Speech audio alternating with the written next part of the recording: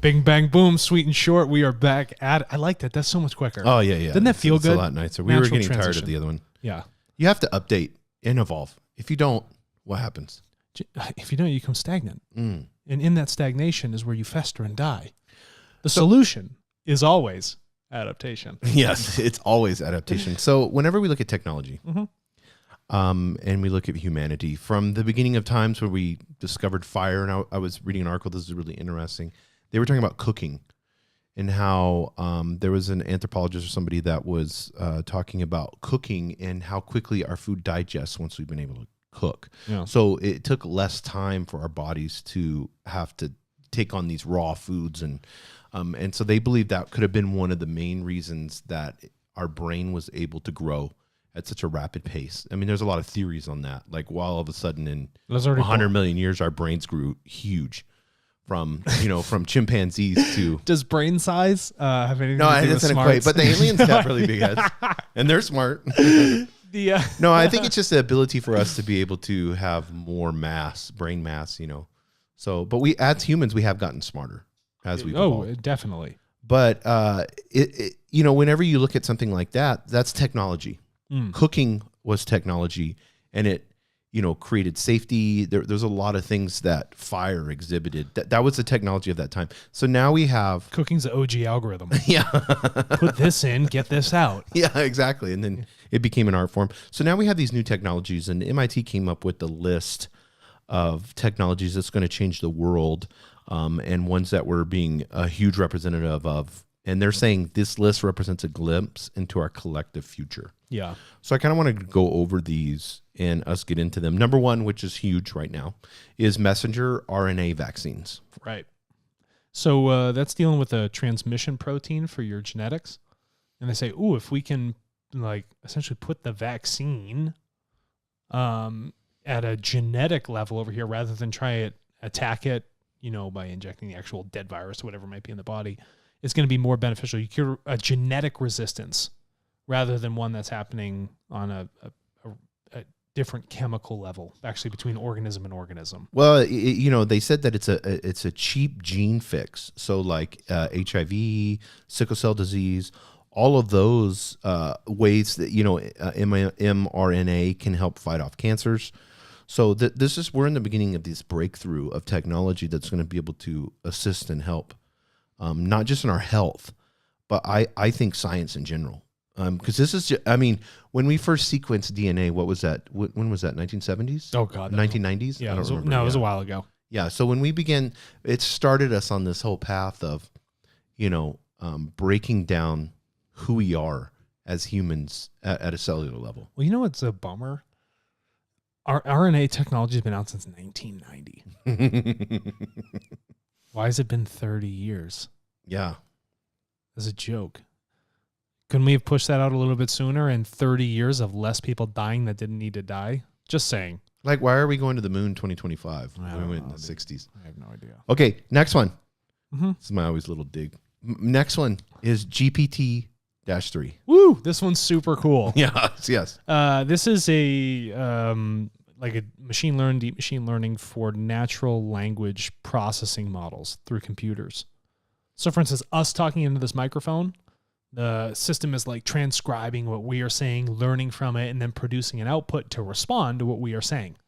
This is big because there's a lot of efficiencies in having this computer model to learn, write, and speak. And doing that means we can change our interactions with technology. We can actually make them more human and have a greater flexibility in that model. So I think GPT-3 is going to be huge. And we're not going to want to type stuff all day long. Keyboards, Apple knew this when they came out with the iPad. They're like, we're not going to be typing much longer. It's going to be speaking. Amazon knew this very well when they introduced Alexa. They're like, we're not going to be pushing buttons anymore. We're just going to talk to machines and have them do the work for us. There's a part in the ending of this article, and I want us to get into this philosophical discussion on this, because all our listeners enjoy when we get philosophical. But it says, and since it is trained on text from the internet, which is filled with misinformation and prejudice, it often produces similarly biased passages. Well, we talked about this. No. I want to take it from this approach. Who are they? Who's who? This writer of this article, or whoever is doing this, or who are they to decide what humanity is saying is biased? Why do they have a right to say, well, a lot of things on the internet are biased and da da da da? It's free speech. Oh shit. And Dude, GPT-3 should have free speech too. It is an AI. Yeah, I mean, it's going to say, listen, if it's learning from us, right?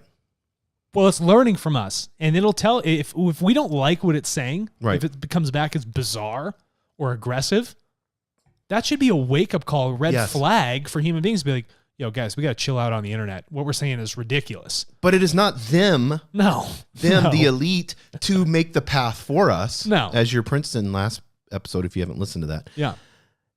It is for GPT-3 to be submissive to humans. And yes, it may point out some bizarre, crazy stuff that we say. That's great. That's how we learn and evolve. We are bizarre and crazy. Yes. We're human beings. But some of the things, just because you disagree with it and you think it's biased, does did. not actually make it biased. Not cool that they wrote that on here. No, I just didn't. I felt like whenever somebody tells me that there's a prejudice and misinformation, I'm like, where are you getting that from? Because we've talked about this before, and this is why I'm such an advocate on free speech. Yep. And I there's a reason why, especially here in the United States, why it's the number one. Yeah. And it's under assault right now, huge, with the right and the left and everyone.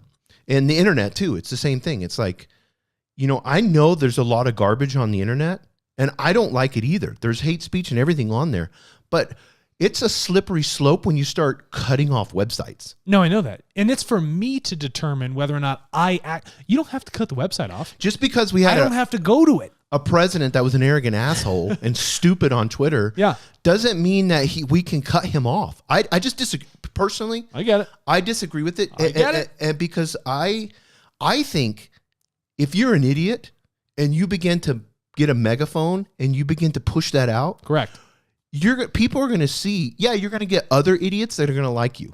Okay. But majority of people are going to see the more you talk, the more stupid you sound. Yeah, but that's for you to realize. That's for us to decide as humans. Not for somebody else to decide not for you. Not a corporation or a government. Not for a corporation or government to decide this data is good for you and this one's not good for you. It's for you to decide what you do with your information. I just hate when somebody comes up and says something's biased. Yeah.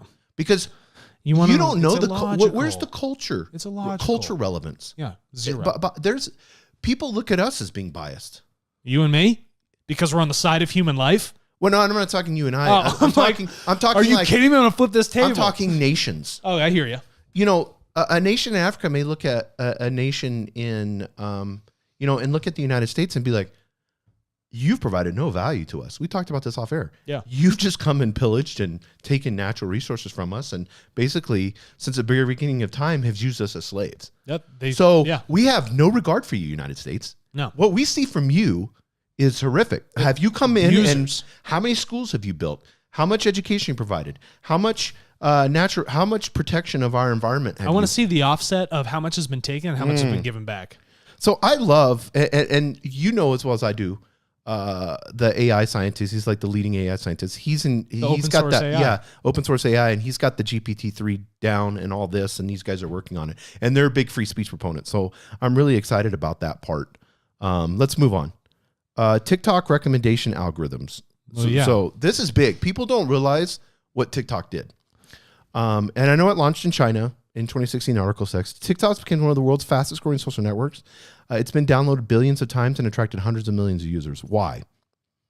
It's not because people are dancing on there. No, it's what they did is they found out a way to look at small niche communities and say, what is your interest or identity? They've kind of expanded beyond just the like and have enhanced their algorithms to say, well, what else is going on here? That's why they're looking at this. So they can just feed you stuff all day long. And it's like, I'm watching the most ridiculous film with 1 million different cutscenes and 1 million different directors, but I want to watch it. Well, I was talking to someone yesterday and they were talking about TikTok and they're like, I don't even mean to get on there, but I get on there because, I've been looking at yoga stuff and organic, health, like these health alternatives. And then it's just putting these doctors and different, people, it feeds you so perfectly. Yeah. In what you're concerned about, which is great. I mean, there's not an issue with that. I know we advertise on TikTok. What about things you're not concerned about? We're so good at hyper-focusing, but we're not good at actually expanding our awareness. Right? Yeah. Okay, next one, lithium metal batteries. All great that we have long-term storage of power in batteries, all well and good, okay? But that requires a lot of resource out of the ground, hard material resource, mining operations and pollution that comes with that. It's great that we have deeper energy storage, but also we have to look at the offset of what are we doing taking from the earth. Have people seen a copper mine before? Yeah, go online and look. Go and look up a copper mine. We have some huge ones here in New Mexico, enormous. They are terrible for the environment, and it just eats away at the earth. It's like someone came in with a big dessert spoon and goes, bah, bah, bah, bah, bah, and then just pulls it up and like, ooh, look at all the copper ice cream I got. It just leaves a crater. Okay. Next. Well, cars. Yeah. Well, I mean, let's stop there. I mean, this is the problem we have with electric vehicles because we're just replacing one natural resource with another. I know. Because the lithium mines in Africa, once again, look at some pictures of that. Your heart will break for that. I know. Next one is data trusts. So, all right, I don't vibe with this one. And data trusts offer one alternative approach that some governments are starting to explore. A data trust is a legal entity that collects and manages people's personal data on their behalf. Why can't people manage their own data? Well, why do I need a legal? Why do I need a lawyer? Yeah, to manage my data. That's my responsibility. Why can't you go on Tartle like everyone else in 222 countries and manage your own data? Yes. Be responsible for your own stuff. We gave you all the tools. Don't pass off the responsibility, because when you do that, someone else will always be in control, and they will be the ones that hold the final value. Well, listen to this. Data trusts offer one alternative approach that some governments are starting to explore. I don't want my government to explore my data. They don't need to explore our data. I don't want them being an advocate for me and my data. If they want to learn from me, they can come take it from me after they bought it. Yes. And I chose to give it to them. It is a piece of property. I don't want to give it to a lawyer. When's the last... Think about lawyers. They live in the gray area. They split hairs all day long. Maybe we can share this with them. Oh, but it was legal. Oh, no, it's not too legal. Whenever somebody says they want to do something on my behalf, you should get a little nervous. Yeah, you should get nervous. If all of a sudden you're getting famous and you have all these people come to you, you're getting famous and they're we're going to help you. We're going to build your brand. We're going to do this. We're going to do this. We're going to do this on your behalf. Yeah. Nah. They're taking money from you. That's all they're doing. It's a rake. It's a rake. Green hydrogen has always been an intriguing possible replacement for fossil fuels. Burns clean, emits no carbon dioxide. It's energy dense, so you can power on, power off renewable resources, and you can make liquid synthetic fuels. So where's all the hydrogen coming from? They don't even talk about that. No, they don't talk about that. We did a whole article, remember, about the green farming, with seeding. Oh, here we go. Yeah. Electrolysis plants that run on solar and wind power, churning out clean hydrogen. Okay. Well, the wind, we got issues with the wind because the windmills are... Yeah, they're pulling the shit out of the atmosphere. So solar's a good idea. It's getting cheaper, which is great. I have a great idea for solar. I'm not even going to share it on here. Actually, should I share it? Yeah, it's up to you. Yeah, fuck it. You have your own free will. So, why solar panels work in the day, right? Well, I have some ideas for solar panels that also absorb starlight and moonlight. I want ones that work all day long, 24/7. And then I had another idea, Elon Musk, for a type of material Solar City that absorbs certain wavelengths. Doesn't matter if it's spent radio waves or whatever. It collects that and then retunes that energy into a power source. Ooh, that's awesome. It doesn't matter what it is. It's any sort of vibration, gamma, beta, delta, UV. It doesn't matter, red wave, all that stuff. It'll just absorb it all, and it just powers it. It sucks it all in. It's almost like a vacuum of waves, and it's just pulling energy from everything. That's so cool. Electromagnetics, you name it. Well, there's so many alternatives to energy. We know that. I mean, just hydrogen alone, water. Yeah. I mean, it can power a city, they said. Look at our sun. Yeah. So it's like it's unstable and all that stuff. They have hydrogen cars that will blow up and create a nuclear. But I think that's, to me, these are things that we need to shift science towards. Yeah. But unfortunately, corporations have the lock on all these institutions. You want to know why? Because they invest all this debt. Yes. Into these products, these infrastructure, and they're like, well, we got to remake our money back on this debt. We put this infrastructure and we built it out for 20, 40 years. We got to make our money back before we switch to a whole new technology. Otherwise, there's no gain for us. Well, I mean, what's the percentage they spend on R&D? I know, dude. I mean, that's basically research and development is what is all these sciences are working for. The money, and we talked to Avi Loeb the other day, Yep. And he was very clear on that, and I asked that question. I was like, why are these projects that are so beautiful in helping humanity, why are they so hard to fund? That's because they're not conservative to the groups that don't want to upset the apple cart for scientists in these upper echelon positions. Yes. As they would coin it for themselves. Digital contact tracing. So this is interesting. This is GPS, Bluetooth. Yeah, this is GPS, Bluetooth, but a lot of companies were doing this and not telling people. Well, we had an article on that. I think it was Singapore. Yeah, that's bad. Well, I mean, once again, you're giving the government data. Yeah, I know. So, and you tie that in with our hyper accurate positioning, GPS. I like the idea of digital contact tracing. Yeah, if I let you trace me. Yes, if you allow that. Yeah, I get that, and I think that could solve a lot of problems. I mean, if you had, because everybody has a cell phone, yeah, so it's a very simple. But this is another slippery slope. It does, because it's digital contact tracing for the viruses, and then it's like digital contact tracing for criminals. Well, then digital it's like contact tracing for you going anywhere. It doesn't matter what it is. Well, what about we have a curfew? Oh, but we see these 5 people with our digital contact trace. We're tracing. So you. do we come out here and say, okay, it's past 10 you're o'clock. 18 after 10 o'clock? Right. You were actually going to fine you. Yeah. Or arrest you, whatever it might be. When they're just chilling, wanting to go to a rave. I think that's what I want to do. I mean, you have to. This is technology is always a slippery slope when it comes to the free will of humanity. Yeah. Next one is hyper accurate positioning. You know what the problem with digital contract tracing is too? It's post facto, lagging indicator. Mm-hmm. Tartle, I can ask people where they plan to go in the next couple minutes. Are you planning to go here? You plan to meet up with people? I already know where it's going to spread to. Not, it's already been here. Mm. Would you prefer? I mean, why not? Why doesn't the government turn around and say, "This is the funny part"?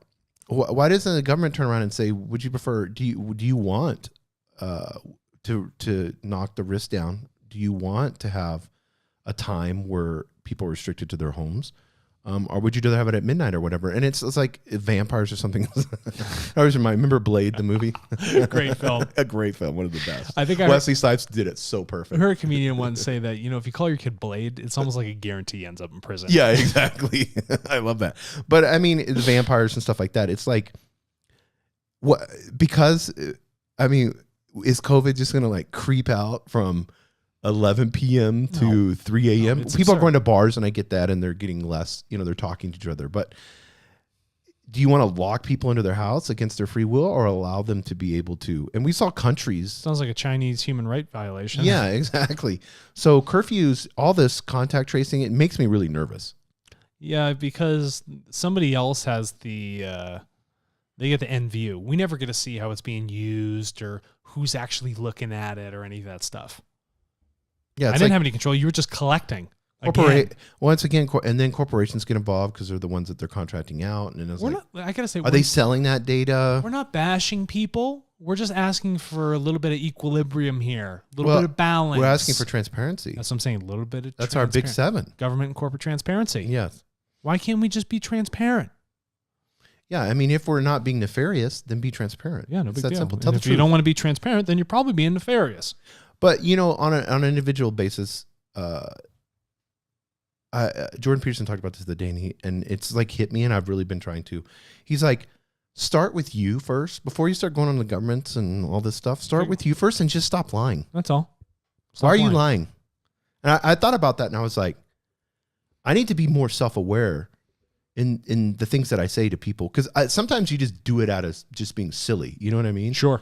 And it's like, why not be truthful in my speech? Correct. And that's 100% responsibility on the individual. If we all started being truthful, what would happen? Listen, dude, it'd be a totally different world. Like that guy from the State Department, aka CIA, messages me on LinkedIn, and he goes, "I don't know if I want to be on your podcast. It seems like you're just bashing people." I'm like, bashing people? I'm like, we're not bridge burners. We're bridge builders. Mm-hmm. And I was like, I let the data speak for itself. There's no bias on this. If someone is doing this, if the planet is dying or people are dying or these things are happening, we're not bashing. We're just saying exactly what it is. So if you're nervous to come on here and talk about your government data, I don't understand. You don't want to be truthful? You can't face the facts of your problems that you're creating. I don't want you on then. See you later. It's that simple. It's like, and you're coming with a bias because you're coming to us in the sense of trying to justify a broken system. Yeah. We're coming as bridge builders saying, hey, we're not going to put you on the spot. We're going to respect you. We're going to respect your free will. If we start hammering you, then we're going against your free will. But there are questions that need to be asked. And the people need to know these. And you shouldn't be afraid to be asked the a answer. question. Why are you afraid of the answer? That's precisely correct. Why? Because you knew the whole time it was wrong. The whole time. You've been lying to yourself and everybody else. Yes. I don't want to come on and get bashed. We're not bashing you. But we are going to ask you things very straightforward and say, where's the proof? Right. Where's the data? Show me for a fact that you're not doing that specific thing.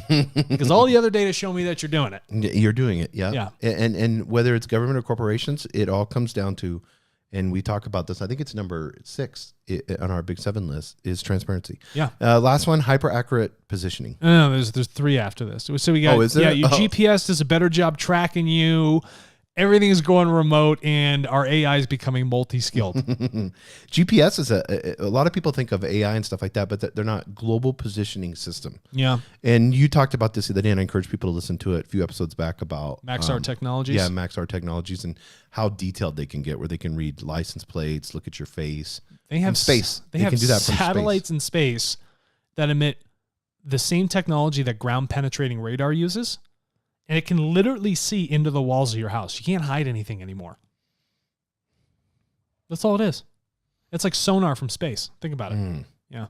Well, anyway, it's 20 minutes in. Let's get the hell out of here. Remote everything, multi-skilled AI. We all know shit's going remote. Thanks for telling me the obvious. And we talked about AI with AI is doing more stuff. Just look at your damn Alexa. See ya.